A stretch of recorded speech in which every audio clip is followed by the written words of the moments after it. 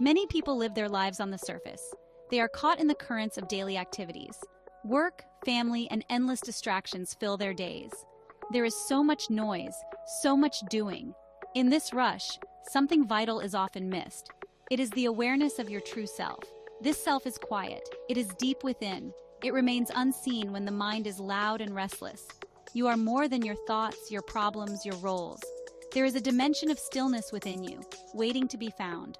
The world outside constantly pulls for your attention. Emails beep, phones ring, and demands pile up. You react to these things. You identify with them. This identification creates a false sense of self. This false self is always busy, always worried, always seeking. It believes happiness is found in the next achievement, the next possession. But this is an illusion. This keeps you from your true nature. The true self is not found in the external world. It is not dependent on what happens outside. It is a space of peace that is already within you. Most are unaware of this inner dimension. They live almost exclusively through their egoic mind.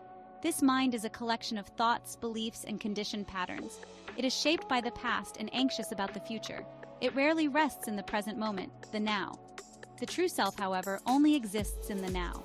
When you are lost in thought, you are disconnected from it. This disconnection is the root of much human suffering. To find inner peace, you must look beyond the mind. You must discover who you are beneath the surface noise. This journey of discovery is the most important one you can take.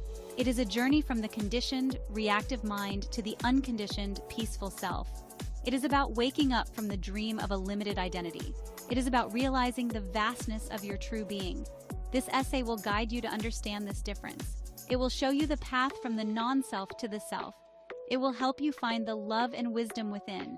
This is the path to true happiness, to lasting inner peace. The journey begins with a simple recognition. You are not your mind. The true self is the essence of who you are. It is beyond the physical body, beyond the thinking mind. This self is immortal. It does not die. It is the timeless part of you, the eternal consciousness. It is often called being, or presence, or simply awareness. This self is not something you create or achieve. It is already present, fully formed within you. It is the light of consciousness itself. It is the observer behind your thoughts and emotions. This self is your anchor in a changing world. This true self is inherently wise. Its wisdom is not the knowledge accumulated by the mind. It is a deeper, intuitive knowing. It understands the interconnectedness of all things. It sees beyond the illusions of separation. This wisdom guides you with clarity and compassion. When you are connected to yourself, you make choices from this place. These choices are aligned with a greater intelligence. They lead to harmony and well-being for yourself and others. This inner wisdom is a source of profound guidance. The true self is also a source of unconditional love. This love is not the possessive, conditional love of the ego. It is a boundless, accepting love. It embraces all of life without judgment. This love is your very nature. When you connect with yourself, you feel this love. It radiates from you and touches everything around you. It heals the pain of separation and fear. This love does not seek anything in return. It simply is. It flows freely. The true self is a state of profound peace. This peace is not dependent on external conditions. It is not the absence of noise, but the presence of stillness within. Even amidst chaos, this inner peace can remain undisturbed. It is the peace of God, which passeth all understanding. This peace is your natural state when the mind is quiet. When you are identified with the self, you are at peace. Suffering arises when you lose touch with this inner dimension. Reconnecting with yourself is reconnecting with this inherent peace. It is always there, waiting for you to return. The non-self is what most people identify with. It is commonly known as the ego. The ego is a construct of the mind.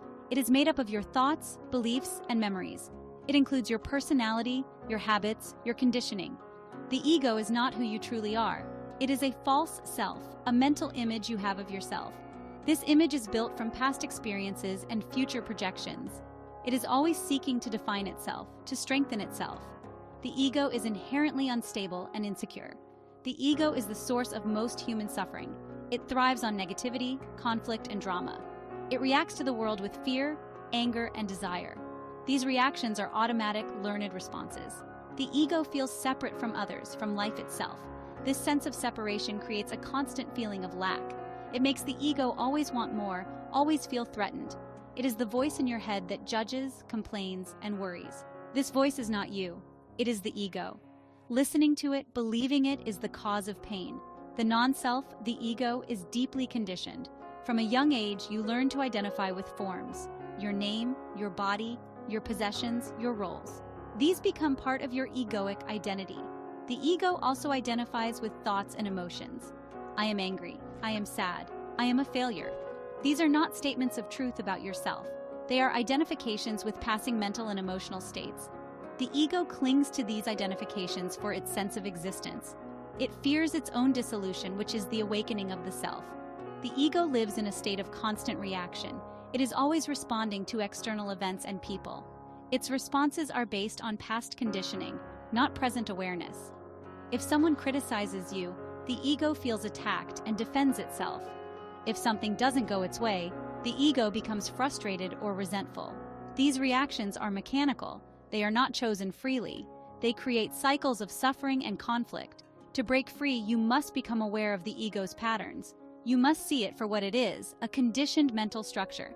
This awareness is the beginning of disidentification. There is a profound difference between acting from the self and reacting from the non-self. Acting from the self comes from a place of stillness and awareness. It is a conscious response to the present moment. It is guided by wisdom, love, and peace. When you act from the self, you are aligned with your true nature. Your actions are harmonious and constructive. There is no inner conflict, no hidden agenda. You are simply present, responding to what is. This way of being brings clarity and a sense of rightness. It is effortless and powerful. Reacting from the non-self, the ego, is very different. It is an unconscious, mechanical pattern. The ego is triggered by external events or other people's egos. It responds with its conditioned emotions: fear, anger, defensiveness. These reactions are often disproportionate to the situation. They are fueled by past pain and future anxieties. When you react from the ego, you are not free. You are a puppet of your own mind. This creates more suffering for yourself and others. It perpetuates cycles of negativity and conflict. Consider a simple example. Someone cuts you off in traffic. The egoic reaction might be anger, shouting, or aggressive driving. This is the non-self, the ego, feeling personally offended and needing to assert itself. It brings stress, raises your blood pressure, and ruins your peace. The self, however, might observe the event without internal disturbance. It might understand the other driver could be distracted or rushed. There is no personal affront, just an observation of what happened. The self remains calm, choosing peace over reactivity. This choice preserves your inner state, regardless of external events. One path leads to turmoil, the other to tranquility. Another example, receiving criticism. The non-self, the ego, immediately feels attacked. It becomes defensive, makes excuses, or counterattacks. The ego's identity feels threatened by criticism. It needs to be right to maintain its image. The true self, on the other hand, can listen to criticism openly. It can discern if there is any truth in it without feeling diminished. The self knows its worth is not dependent on external validation. It can learn from feedback without egoic involvement. This allows for growth and understanding rather than conflict. You know, the common understanding of selfishness is often incomplete. It's usually seen as thinking only of oneself, or, well, not sharing. While these can be manifestations, true selfishness actually runs deeper. It's really rooted in the ego's desperate need to control. The ego, it feels incomplete, insecure, and separate. And to alleviate this inner discomfort, it tries to manipulate its external world. This often includes trying to change other people to suit its needs. It wants others to behave in certain ways so it can feel better. This honestly is the core of egoic selfishness. It's an attempt to find fulfillment through external means. The ego believes that if others would just change, it would be happy. If only my partner were more understanding. If only my boss appreciated me more. If only my children were better behaved. These are the demands of the ego. It projects its own inner lack onto others. It makes others responsible for its emotional state. But really, this is a futile and frustrating endeavor. You cannot truly control another person's being or behavior. Attempting to do so only creates conflict and resentment. The true self, in contrast, doesn't need to change others. The self is already whole, complete, and at peace. It finds its joy and contentment from within. It accepts others as they are without demanding they be different. And, this acceptance is a form of love. The self understands that everyone is on their own journey. It allows others the space to be themselves. Now, this doesn't mean condoning harmful behavior, but it does mean responding from a place of wisdom, not egoic need. True care for oneself involves cultivating inner peace, not manipulating externals. When you try to change others to make yourself feel better, you're operating from ego. You're essentially saying, your behavior is causing my discomfort, so you must change. This is a form of emotional dependence. It gives your power away to external circumstances and people.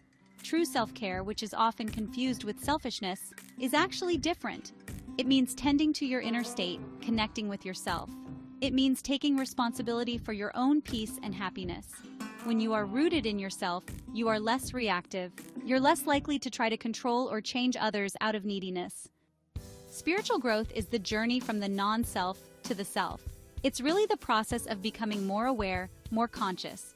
It means learning to disidentify from the ego. You begin to see the ego's patterns, its tricks, its illusions. This seeing is honestly the first step towards freedom. You realize you are not the voice in your head. You are the awareness behind that voice. This shift in identification is profound. It's the awakening from the dream of the ego. This journey is, without a doubt, the most meaningful endeavor in life. This growth involves learning to act from the self. Instead of reacting unconsciously from egoic conditioning, you choose your response. This choice arises from the stillness of present moment awareness. You learn to pause before reacting, and in that pause, wisdom can emerge. You begin to respond to situations with clarity, compassion, and peace.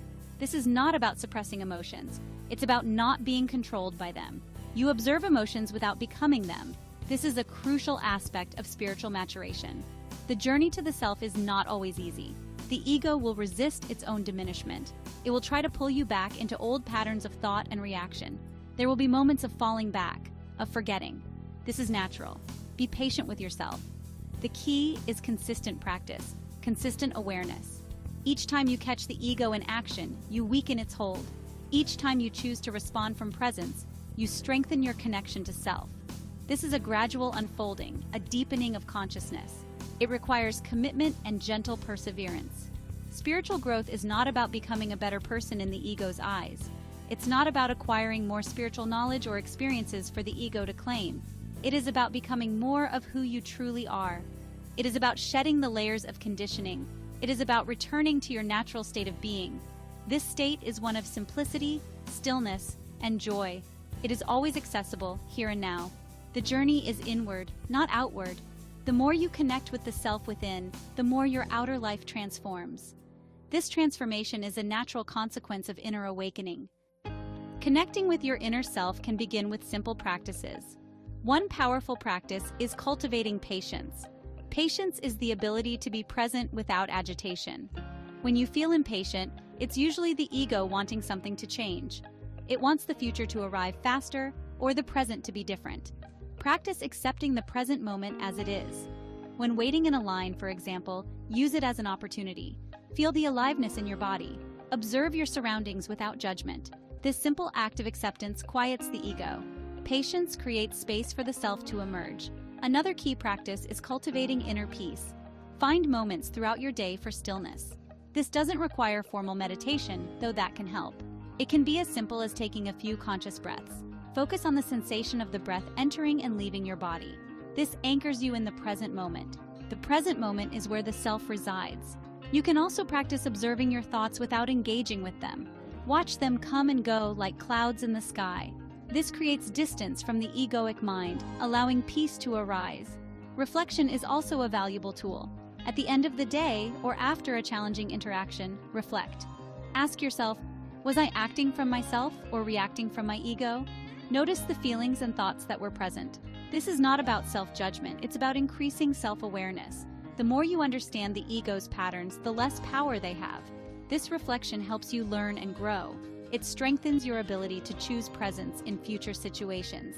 Keep a journal if it helps you to process these reflections. Finally, engage in simple acts of mindfulness. When you eat, just eat. Pay attention to the taste, the texture. When you walk, feel your feet on the ground. the air on your skin. Bring your full attention to everyday activities. The ego thrives on mind wandering, on being lost in thought. Mindfulness brings you back to the now. It helps you to disengage from the constant stream of mental chatter. These small moments of presence accumulate. They build a foundation for a deeper connection with your true self. This connection is the source of lasting peace and joy. Challenges are an inevitable part of life. The ego often perceives them as threats or injustices. It reacts with resistance, frustration, or despair. Why is this happening to me? It asks. This perspective creates suffering. However, from the viewpoint of spiritual growth, challenges are different. They are valuable opportunities for learning and awakening. They show you where your ego is still strong. They highlight the areas where you are still reactive. Without challenges, these patterns might remain hidden. When faced with a difficult situation or person, observe your inner reaction. Do you feel anger, fear, or self-pity? These are signals from the ego. Instead of being consumed by these emotions, step back and watch them. Do not judge them, simply acknowledge their presence. This conscious observation creates a space. In this space, you can choose a different response. You can choose to act from the stillness of yourself. This is how challenges become your teachers. They accelerate your growth by bringing unconscious patterns to light. Avoid the tendency to blame others or external circumstances. Blame is the ego's way of avoiding responsibility for its own state. It reinforces the illusion of being a victim. The true self knows that inner peace is not dependent on externals. When you feel disturbed, the disturbance is within you. The external situation merely triggered it. Look inward to find the root of your reaction. What belief or fear within you is being activated? Taking responsibility in this way is empowering. It allows you to dissolve the inner patterns that cause suffering. Welcome challenges as catalysts for transformation. Each difficulty overcome strengthens your connection to the self. It builds your capacity for presence and peace. Think of it like exercising a muscle. Resistance makes the muscle stronger. Similarly, navigating challenges consciously strengthens your spiritual resilience. You learn that you are more powerful than your thoughts and emotions. You discover the unshakable peace that lies within you. This does not mean seeking out suffering. It means meeting what life brings with awareness and openness to learn. The journey to understanding the self versus the non-self is transformative. It reveals that your true power lies within you. It's not found in external achievements or possessions. It's not dependent on other people's approval. This power is the quiet strength of your true self. It is the wisdom, love, and peace that are your inherent nature. Most people search for happiness outside themselves. They chase fleeting pleasures, hoping they will last. But true, lasting happiness arises from within. It comes from connecting with the timeless dimension of your being. Acting from the self changes your entire experience of life. When you respond to situations from presence, you create harmony. You no longer fuel conflict with your reactions. You bring peace to challenging interactions. Your relationships become more authentic and loving. Your daily life becomes infused with a sense of purpose and joy. This is not a magical change that happens overnight. It's the natural result of shifting your consciousness inward. It is the fruit of consistent practice and awareness. You begin to live from a place of inner fullness, not outer seeking. Remember that this inner self is always with you. It is not something you need to acquire. It's something you need to uncover, to recognize. It's like the sun, always shining, even when obscured by clouds. The clouds are the thoughts and emotions of the ego. Your practice is to allow these clouds to pass, to rest in the clear sky of your own awareness. This awareness is your true home. It's the source of all creativity, intelligence, and love. Trust this inner presence. It will guide you. Embrace the path of self-discovery with courage and patience. There will be moments of clarity and moments of confusion. This is part of the process of growth and learning. Do not be discouraged. Every step, no matter how small, matters. The real power to change your life, to find peace, is within you now. By choosing to connect with yourself, you choose true happiness. You choose a life lived from love, not fear. You choose to awaken to the magnificent being that you are. This awakening is the greatest gift you can give to yourself and to the world.